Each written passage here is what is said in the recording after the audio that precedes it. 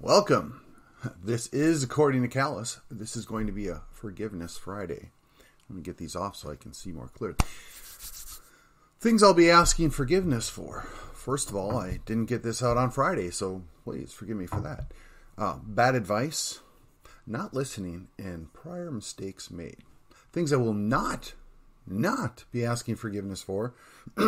Fighting back, not always being nice, and actually giving a darn. Yes, I'm going to keep this G. So, if you're interested, if you think this might be enlightening, please join me on the podcast. The video is over. I'll see you on the other side. So let me just say that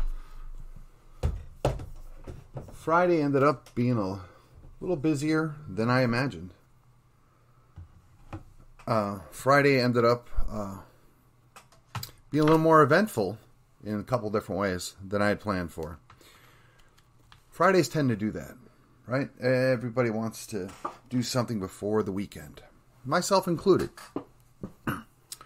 So, things I'm going to ask forgiveness for. Bad advice.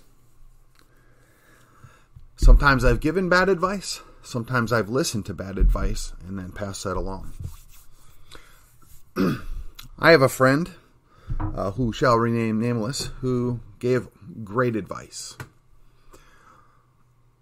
I didn't listen. In fact, pretty much everybody I know didn't listen. His advice was based upon expert level information and education. And to be honest, I didn't like his advice. It wasn't that I doubted him. It wasn't that I thought he was wrong. I just didn't like it. Now, we could extrapolate that out and make the consequences as dire as I think he's going with it. I don't know that his extrapolation is fair. I don't know that I agree with that. But he's got a very valid point. We could have done things differently, and we may be in a different place now. I'm purposely being vague because, one, I don't want to out the guy, and two, this applies to a lot of different things. An example that we used in our conversation is, if you're an engineer and you tell somebody don't put diesel fuel in a gasoline car that has, bad outcome, I said, well, absolutely, you'd be a fool. And I said, going further than that, as a humble mechanic way back in the day, I knew that, and I routinely chastised people for doing that. And when I spent 20-some years in the automobile service world, that was always a devastating thing. You don't put gas in a diesel car, and you sure as heck don't put diesel in a gas car. It has very, very dire consequences. Now, whether this is a completely accurate analogy is irrelevant. The point still stands. Somebody that has far more knowledge of something and they're giving you advice, you probably ought to listen. Now, you can do what I did in this case is I trusted his advice. I knew his advice was solid, but because I didn't like it, I didn't follow it. So, lesson learned. So I ask, I apologize for that, right? And that gentleman and I have already spoke. We're good, I think. So I'm putting that to bed. But the reason I'm putting that out there in public is because in politics, the same thing holds true. In government, the same thing holds true. In general life, the same thing holds true. So whether you've given bad advice to a child, a friend, a cousin, you got to be careful that you don't waste your good advice on somebody that's not willing to listen. And you have to equally be careful that you're not the one not listening to somebody else's advice, especially if you don't like it. Because sometimes that can save you a real big headache. Second thing, not listening. Now, I got to say, I think I'm leaps and bounds better at this than I once was as a young man.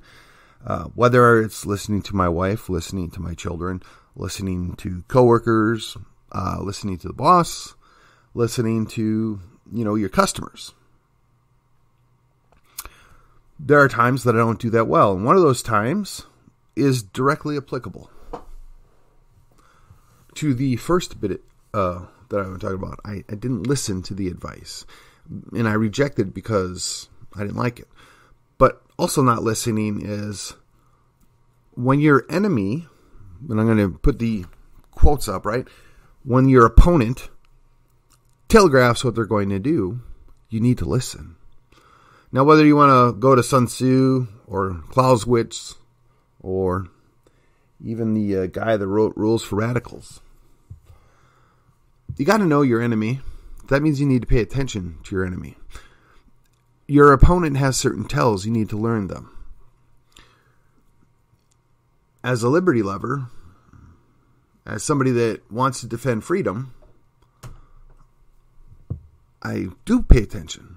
But sometimes it's just overwhelming. Sometimes there's just too much. It's information overload, and you got to tune out. But one of the things I've learned is if you take that tune out and you don't listen for a time, while you might lose some information in that short period of time, you also get a time to refocus so that when you do get back in the action, you can better listen. You can focus in on those things, look for those tells, use your time wisely to recharge. Everybody needs time to recharge. Everybody needs a break. When you get that break, you can listen better. And if you're listening better, then you can do that. So I apologize for not listening. And on top of that, the mistakes made. Well, depending on who you talk to, I've either made a giant, enormous pile of mistakes in my life, or I've only made a few crucial mistakes that created the outcomes that made it look like I made a series of other mistakes. And I'm sure that's true in everybody else's life, right? And I'll give an example. Why not? I don't have anything to hide. So when I was a high school student, I didn't take it seriously. In fact, I hated every minute of it. I was a very bad student. And as a result, certain things occurred later on in life that put me in positions that I ought not have to have been in had I not made those mistakes, not made those choices. Now, depending on how sky view you want to go with that, maybe they weren't mistakes. Maybe they were just the life you were going to live. Maybe that was, just the play out of your life that was preordained, if you will. I don't really know that. I've made little mistakes, big mistakes, and, I do my best to fess up and to apologize to the people that I've hurt or caused rift with, or however you want to phrase it. I always try and fix my mistakes, right? And the first step is to apologize. So I guess one of the things is, when I started this podcast, I had a certain goal, and because I don't have the, necessary time, or perhaps the radio voice, right? I have not moved along at the pace I had hoped. That doesn't mean that I should stop. I don't count it as a failure, but maybe I could have tweaked things a little differently. Maybe I could have, done things a little bit differently, and I could have done a little further along. But from those that I've listened to that have been doing this for a while, they say it takes time. You have to build your audience. You have to find your niche. You have to find your own voice. Well, I have my own voice. I know what I want to say. I know how to say it. The question is does anybody want to listen, right? Do I have anything to add that hasn't already been said? Do I have anything to add that's maybe slightly unique? So I try and thread the needle, if you will. So I want to be entertaining. I want to be a little pushy, a little edgy, a little provocative, if you will, but not for the instance to, upset people. I want you to be upset. When things are wrong, you need to be upset, right? The old movie Network, right? We're mad and we're not going to take it anymore. So that's kind of the underlying issue, right? But there's a difference between being mad and merely being irritated. And I seem to be living most of my political life in a state of being irritated. And I've kind of asked myself, well, why is that? What is the problem? So that takes me into the things that I'm not asking forgiveness for, the things that I'm not apologizing for. First one is fighting back. I absolutely will not apologize for fighting back. Even if I make the mistake in fighting back, I'm not going to apologize because the way I'm wired is I'm suspicious.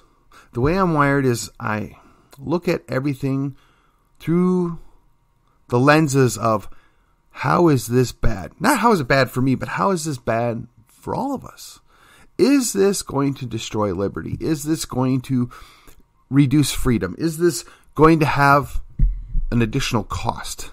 Where is the penalty if we allow something like this? And that means that it gets really frustrating when people on my team, whether it's they have the R after their name or they're conservative or however they self-identify in that political spectrum, but when people that are on my team, they sell us out, or they don't stand shoulder to shoulder with us, or they just don't even show up. That's irritating. They expect us to have their back all the time, but they don't return the favor. And this goes directly to the moderates of our team, right? I like most of them that I know. I get along with them. I actually appreciate their point of view on a lot of things. The temperance and the niceness is a lot of times appropriate. The whole notion that you get more flies with honey than vinegar, right? But when somebody is doing something that puts liberty in danger, I immediately want to fight back.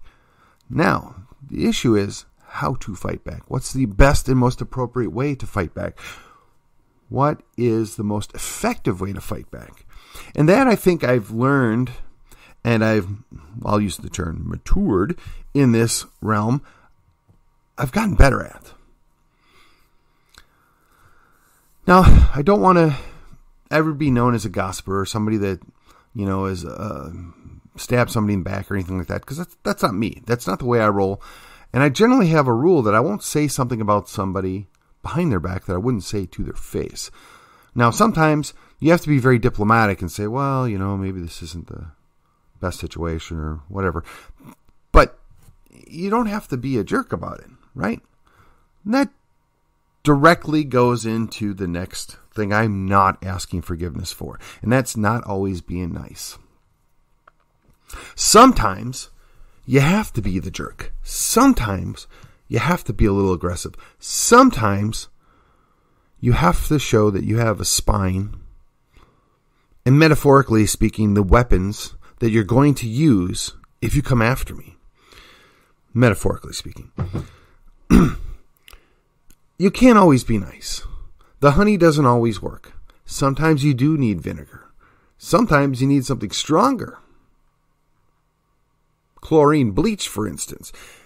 Now, one of the things that I've learned, right, is that it is always good to have allies that are nice. It is always good to have allies that can approach people that you might not be comfortable approaching. The problem is you have to make sure they're really allies, and it's not a one-way street. And it's not take, never give. So that's the thing I won't apologize for. I won't apologize for not being nice, and I certainly won't apologize for fighting back. And the reason why is I give a darn, right? Again, keeping it rated G. I care. And I'm not going to apologize for caring. I'm not going to apologize for upholding my oath, right? I took an oath to the Constitution, defended from all enemies, foreign and domestic. And I've talked about this a number of times. The quandary is what do you do when you believe that your own government has been taken over by those domestic enemies, or people that are trying to be in government are domestic enemies. Now, obviously, you do not shoot them, right? That's not the solution. Not now, at least. You don't start a war. You don't want to go down that road. We don't want to go the way of Yugoslavia. That's not an outcome that is conducive for a peaceful coexistence long term. But when you give a darn, when you care, when you look at what's happening around you, you have to triage. And like I've said, I can't fix what's going on in D.C. I don't think anyone can. Now, I know there was a lot of friends and allies that thought Trump was, the modern savior. And I'm sorry. Wasn't, never was going to be. Let it go. Yeah, he probably I'll say it. He got screwed. He won that election. It's clear as day. But he didn't get it.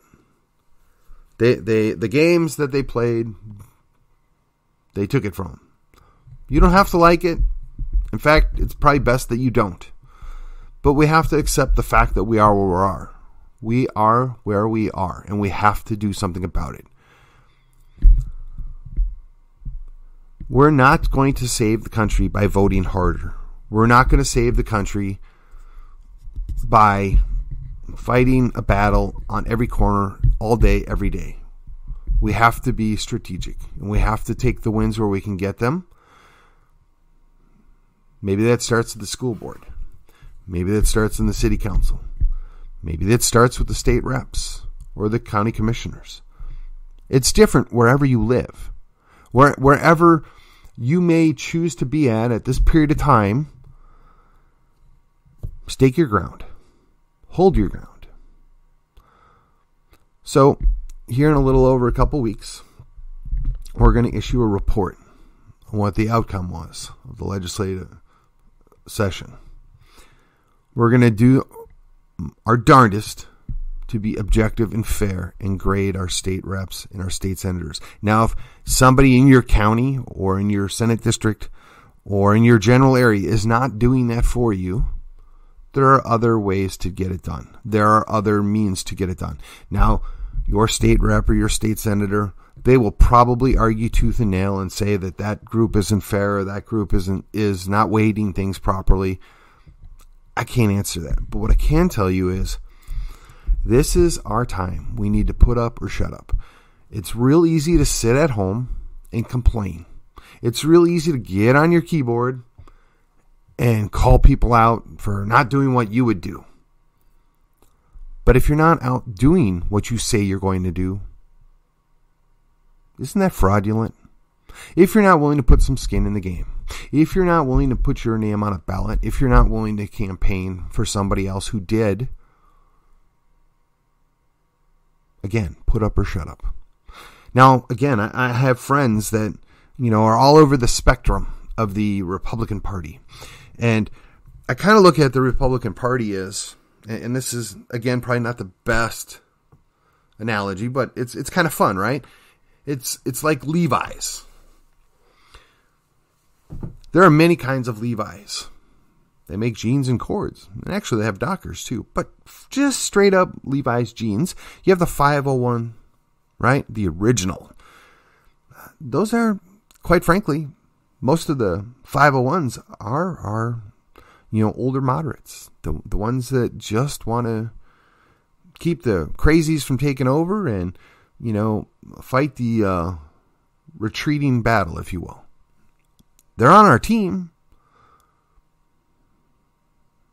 Then there's, like the 520, the 514, 517, whatever. So there's all these different versions, right? Some are more libertarian bent. Some are more, I'll use the term liberal bent, aka Mitt Romney, Lisa Murkowski, right? Those kinds of people. But those are on a national level.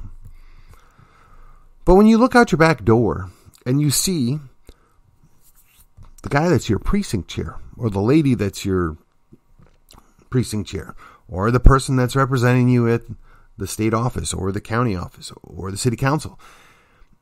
And you got to be objective and say, do they want what is generally accepted to be a positive good? Do they protect our liberty? Do they defend freedom? Do they exercise good judgment? If they do, and you want to count them on as your team, that's fine. But the moment they betray you, the moment that they walk away from the battle that they're supposed to be in, they've kind of declared their allegiance to the other team. They've made themselves those domestic enemies, right? Now, funny that I should use that term, right? Because our own federal government is now in the process of reclassifying anybody that's right of, I guess, Mao as being some kind of, and yes, that's hyperbole, just in case you're pausing here, as being domestic enemies. But the reality is, I beg to differ. I think that they are projecting. They know who they are and what they are. They know we're the only effective counter-offensive that is left. We, the people, have the opportunity to stop this, to fight back, to take back our republic. Even if it's only Texas, we have to do it. We are morally obligated, especially if you took an oath. So for those of you that may be listening, if you didn't take an oath, you can choose to take this seriously or not. But those of you that did take an oath, and I don't care if it was in 1967 or 2002, if you took an oath, you need to uphold it. I've always said that I really only have made 2 oaths in my life, right? My marriage vows, I consider an oath, and my oath of enlistment. Those are binding for a lifetime, as far as I'm concerned. I'm very serious about that. I'm reticent to ever want to have to take up arms. But sometimes when you're left with no other choice, the fact that you're mentally willing to do that might be just enough to keep it from getting to that point. The fact that our enemies know that that's not off the board might be enough to keep them from doing what they would like to do. The fact that they know that we're not bluffing may be enough. I hope it is. I really, truly hope it is. Nobody wants Yugoslavia. Nobody. And I don't care how you identify yourself or how great you think it is that you're going to go save the Republic single-handedly. It ain't going to happen. Put it out of your head.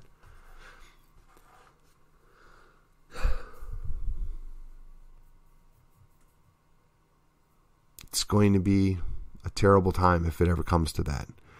What I'm trying to advocate, what I'm pushing us for, is to do everything to prevent that from happening. To do everything we can to never, ever get to that point. The way we do that is get organized. We build the proverbial army of activists. We take our activist army and we start taking back those seats. The seats that are held by people that refuse to do the job. They refuse to honor the oath that they also took when they were elected. Those people need to be sent packing. Those people are the problem. We can't do it if you're not willing to put up. If you're not willing to put up, you just need to go back home and shut up. In the next year, we're going to have lots of opportunities. It's going to be what they call a target-rich environment. We need to do the work. We need to do it now. We can save the Republic of Texas. We have to start small so we can win small, which is kind of a play on the advice given in The Patriot, right? Aim small, miss small. Same thing. We're going to set our targets at those seats that are closest to us. And we're going to build from there. Now, there's a book called The 5-Star Plan written by Mr. West. Coincidentally enough, he will be in Collin County in July to talk about that. So if you all are interested, you should check that out. I'll put out more information later. And as a result, not this coming week, but the following week, I'm going to do quick excerpts for the entire week from the book and add some thoughts. That would be the third week of June. I'll be putting that out. So either 4 or 5 episodes, probably about 15 minutes long, just breaking down a couple of chapters, the highlights, right? So you get a little taste of what's to come. This is a potential roadmap. This is a way we can start taking back our republic. Again, this is your opportunity to put up or shut up. And that, my folks, is according folks. Oh man. And that, my friends, is all, folks. I will see you on the other side. Thank you.